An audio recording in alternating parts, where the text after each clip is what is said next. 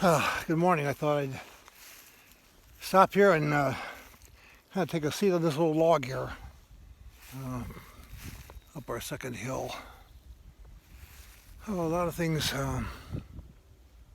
going through my mind this morning. I don't know about you, but on one hand, I'm trying to prepare myself for year 18 months of this.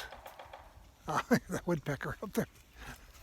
Um, and then I'm wondering, well, how are we going to be changed by this experience of isolation and for many of us living in a state of fear. Excuse me. I think for me, the fear comes from, another sort of stop in our journey as we dig into some more cancer problems with Sabina. That's coming up next week, or a couple of tests. That's on my mind. It's probably foremost. Next thing is on my mind is about the church I serve. A small Episcopal parish in Waukesha County, about an hour's drive from Madison. What's that going to be like? Many of us are up in our age and will continue to be probably in the most vulnerable category as this pandemic rolls across our country. Now that's up there. I worry about where I came from years ago, about my fellow police officers and police leaders.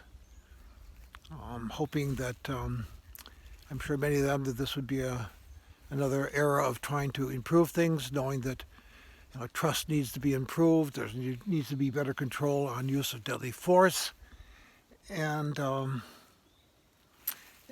how will our police have to operate as being sort of health control officers with the absence of those actually people in our society who will go along and help track down this virus, keep people socially distant from one another, wearing masks, sanitizing. All that will be very, very important.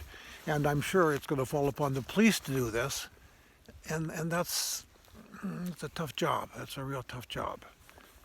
It's a real tough job. So my heart goes out to them. At the same time, I see, as I worry about the police, I worry about our system of criminal justice in our country.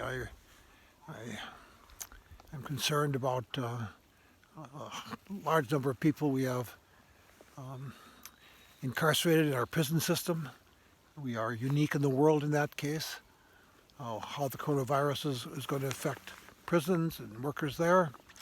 And I do see a certain like dismantling of one of the strongest arms that I grew up with as a lad and a young police officer was civil rights enforcement by the federal government.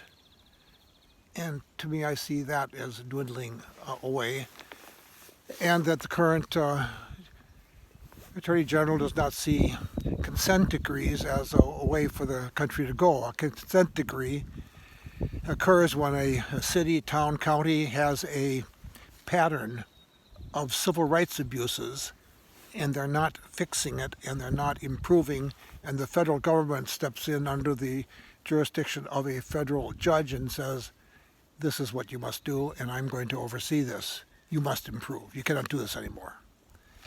When that happens, that's another concern of mine. Another concern sort of mine has to do with the FBI, and I've been critic from year to year about the FBI and its relationship with local law enforcement and those kind of things. But overall, the FBI has been basically a stellar institution.